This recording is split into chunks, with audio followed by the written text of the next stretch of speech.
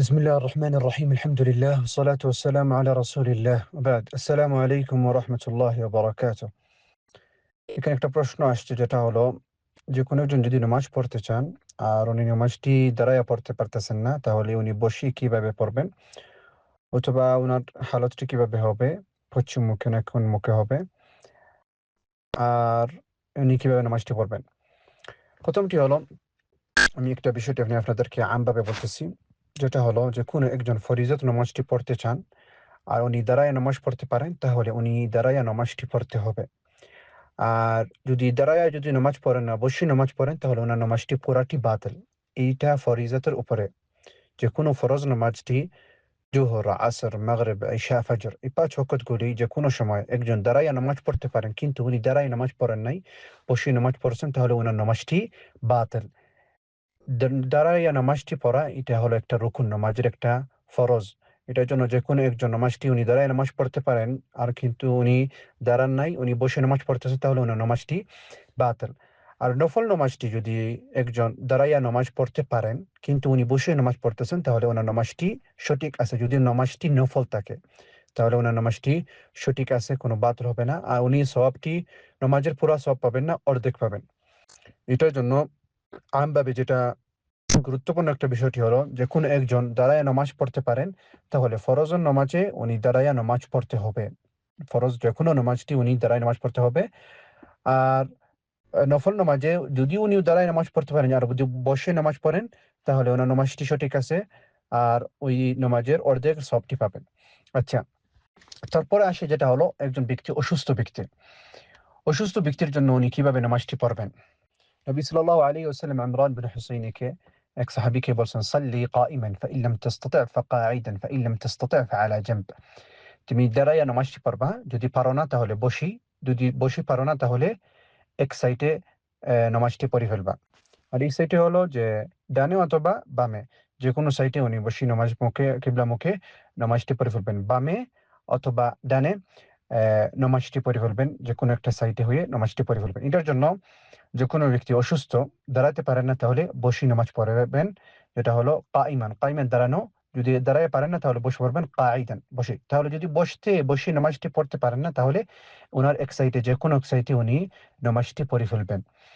আর যদি একজন নামাজটি উনি এক সাইডেও পড়তে পারেন না, সাইটে কি জন্য বলা হইতেছে যেহেতু একটা সাইটে হইলে তাহলে মুখটি কিবলা মুখে থাকে। মুখটি কিবলা মুখে থাকে তারপরে নামাজটি পড়া হয়। আর যদি চাইতে যেকোনো একটা পাশে নামাজ পড়তে পারেন না, যেটা হলো ডান পাশে অথবা বাম পাশে যদি নামাজ পড়তে পারেন না, তাহলে উনি সোজা হয়ে উনি উনার মাথাটি চোখটি আসমানে রাখি নামাজটি পড়ে ফেলতে পারবেন, যেটা হলো শুয়ে। আর ওই উনার পাওটি কিবলা মুখে যদি থাকে তাহলে এটা সঠিক আছে, সমস্যা হবে না। পাওটি কিবলা মুখে থাকে। আমি এটার কোন সাইডটি আমি পশ্চিম না কোন এটা আমি বলতেছি না, যেহেতু বিভিন্ন দেশের বিভিন্ন কিবলামুখ অনেক রকম থাকে। একটা জায়গার পশ্চিমে একটা এইরকম। এটার জন্য বাংলাদেশে একরকম, ইউরোপে এক দেশে একরকম, আমেরিকা, লন্ডন অথবা যেকোনো দেশে একরকম কিবলা থাকে। এটার জন্য পাওটি যদি কিবলা মুখে যদি থাকে আর কিবলা মুখে থাকে আর আপনি শুয়ে আছেন তাহলে আর মাথাটি যেটা হলো আপনি বাম পাশে বলেন অথবা ডান পাশেও বসেন নাই, যে শোয়েন নাই, তাহলে তাহলে আপনি পাওটি সোজা কিবলা মুখে রেখে নামাজটি পড়তে পারবেন, সঠিক আছে, সমস্যা নাই। এটার জন্য নামাজটি আমি যতভাবে যেভাবে আপনাদেরকে বলছি এভাবে নামাজটি পড়া হবে। যদি যেকোনো একজন যেভাবে উনি নামাজটি পড়তে পারেন এভাবে পড়ে ফেলবেন। আল্লাহ সুবহানাহু ওয়া তাআলা বলছেন, "ফাত্তাকুল্লাহা মাসতাতা'তুম।" যেভাবে তোমরা তাকওয়া করতে পারো এভাবে তোমরা ইবাদতটি করে ফেলবা। আল্লাহ সুবহানাহু ওয়া তাআলা বলছেন, "লা ইউকাল্লিফুল্লাহু নাফসান ইল্লা ওয়াসআহা।" এটার জন্য নামাজটি আমি যেভাবে বলছি এভাবে পড়ে ফেলবেন। আর অনেক রকম বিভিন্ন রকমের বিভিন্ন অসুস্থতা আছে, অনেকে আছেন। অনেকে আছেন দাঁড়ায় নামাজ পড়তে পারবেন না তাহলে বসতে পারবেন না তাহলে শুয়ে বাম পাশে অথবা ডান পাশে অথবা বাম পাশে হইতেছে না তাহলে সোজা হয়ে শুয়ে তারপরে পাওটি কিবলামুখী যদি থাকে আর পাওটি কিবলামুখী থাকবে আর শুয়ে যাবেন, তারপরে নামাজটি পড়ে ফেলবেন। এটা হলো শরীরের বিষয়টি, যেভাবে পড়তে পারেন এভাবে পড়ে ফেলবেন। আর পরে যেটা হলো উচ্চারণ। উচ্চারণটি যেকোনো হালতে সব হালতে উচ্চারণটি করতে হবে। যেকোনো হালতে হোক উচ্চারণটি করতে হবে। এটার জন্য যেকোনো হালতে আপনি নামাজটি পড়েন দাঁড়াইয়া অথবা বসে অথবা শুয়ে যেয়ে অথবা যেকোনো হালতে যদি নামাজটি পড়েন উচ্চারণটি করতে হবে আর উচ্চারণটি করা জরুরি। আর এটার পরে যদি এমন অসুস্থ হন, একজন ব্যক্তি অসুস্থ, উনি উচ্চারণ করতে পারবেন না অথবা শরীরটিও লড়াইতে পারতেছেন না, তাহলে এখানেও সমস্যা নেই। উনি অন্তর দিয়েও পড়ে ফেলবেন নামাজটি। উনি অন্তর দিয়ে নামাজটি পড়ে ফেলবেন। নামাজটি কোনো রকম কোনো হালতে বাদ দেওয়া যাবে না। যেহেতু একজনের কাছে জ্ঞান আছে তাহলে নামাজটি উনি পড়ে ফেলবেন যেভাবে পারেন।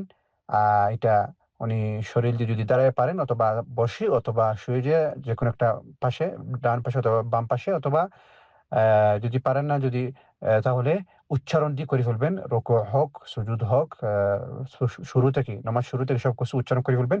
যদিও উচ্চারণ করে যদি নামাজটি পড়তে পারেন না তাহলে অন্তর থেকে পড়ে ফেলবেন যে নামাজটি হোক যেটা শুরুতে হোক ফাতিহা তাকবীর দিয়ে শুরু হয়, তারপরে ফাতিহা, রুকু, সুজুদ সবগুলি পড়ে ফেলবেন, তারপরে সালাম ফিরাবেন অন্তরের ভিতরে।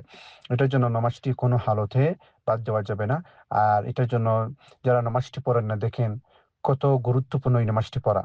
আপনাদেরকে আল্লাহ সুবহানাহু ওয়া তাআলা সহি সালামত রাখছেন। অনেকে তারপরে অনেকে নামাজ পড়েন না। তাহলে অসুস্থ ব্যক্তি, অনেক ব্যক্তি অসুস্থ থাকার পরে তারপরে ওনারা নামাজ পড়তেছে। তাহলে আপনারা যারা সহি আছেন, সহি সালামত আছেন, আপনারা আল্লাহকে কি জবাব দিবেন? কি বলবেন? যে নামাজটি কি জন্য পড়তেছেন না? এটার জন্য অনেক ভয়ংকর বিষয়। যারা নামাজ পড়েন না আর যারা নামাজ নিয়ে অবহেলা করেন।